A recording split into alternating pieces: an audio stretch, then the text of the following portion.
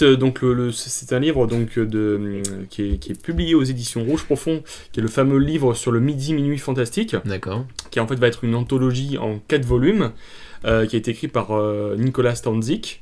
Donc Nicolas Stanzik, c'est celui qui avait écrit le bouquin sur la Hammer il y a quelques années, donc dans les griffes de la Hammer, qui est un mec super sympa. Et en fait, il s'est associé avec... il a un ami. non, mais je l'ai rencontré plusieurs fois, il est très cool.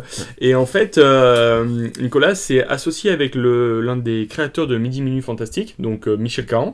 Et en fait, ce qu'ils vont faire, c'est qu'il... C'est aussi très sympa. C'est un monsieur assez âgé, il est très fatigué. Ah, les vieux, ils sont pas sympas. Si, mais très sympa, mais il est un peu fatigué. Et en fait, donc en fait, c'est une anthologie. Ils vont sortir 4 gros pavés où en fait ils vont compulser en fait tous les magazines. Je me rappelle que Midi Minuit Fantastique, c'était un magazine. C'était une revue. Une revue de genre.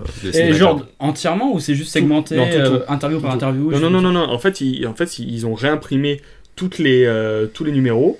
Et en fait, ils vont les répartir dans 4 volumes. Donc le premier, il est sorti en mois de mars déjà. Et en fait, sauf qu'ils ont refait un peu la maquette, ils ont retouché un petit peu les photos, ils ont mis les versions à chaque fois les plus belles des photos, mais tout en respectant la maquette, les textes. D'accord. Donc les textes d'époque où tu vois qu'on a cette bande d'irréductibles, de jeunes cinéphiles qui défendent le cinéma fantastique, notamment les films de la Hammer, contre cette espèce de conservatisme. Oui, conservatisme.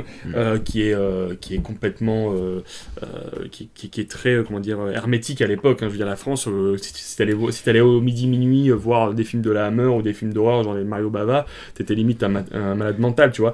Et c'est génial parce que tu vois des mecs qui définissent des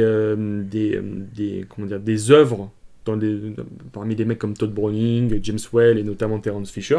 Et parfois tu as d'autres auteurs, notamment un qui s'appelle Jean Boulet, qui part dans l'extrapolation. Il fait que du mytho. Enfin, ils disent que les films sont géniaux même s'il les a pas vus.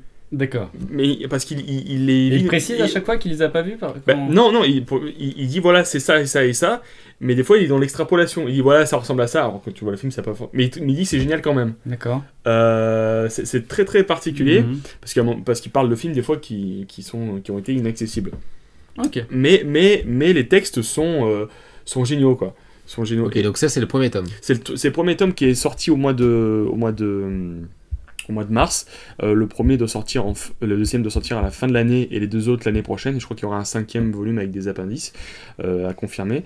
Et en plus, dans le bouquin, tu as un DVD où ils sont allés faire plein de recherches auprès de l'INA, où ils ont trouvé plein d'archives, des documentaires d'époque. Notamment une interview de Terence Fisher qui a été complètement une des seules interviews de Terence Fisher qui est connue, peut-être même la seule.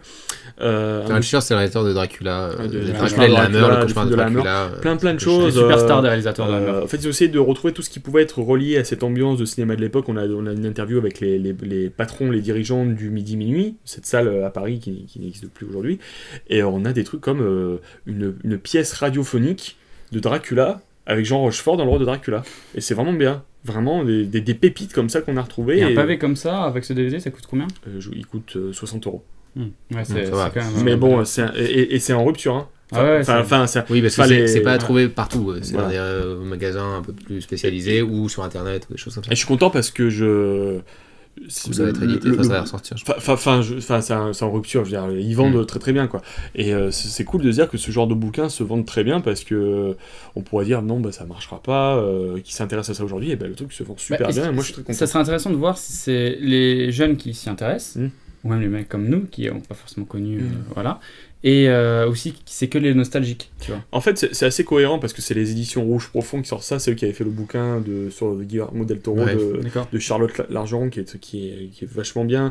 Ils viennent de sortir aussi l'encyclopédie de Jean-Pierre Andrevon sur le cinéma fantastique.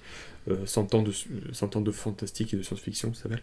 Et ils avaient fait plein de bouquins sur Jess Franco, sur Joe Dante, donc ils vont sortir un bouquin sur Alex de la Iglesia. C'est intéressant. Ça c'est cool, un truc de 400 pages. Hein. Putain. Où les 2 auteurs ont suivi de la Iglesia pendant plus de 3 ans, ils l'ont interviewé et tout ça, donc cool. et c'est vraiment une maison d'édition qui est jeune, hein. Elle n'a que 10 ans, tu vois, et pourtant ils font il y a des paris éditoriaux qui sont vraiment intéressants et qui finissent par payer quoi.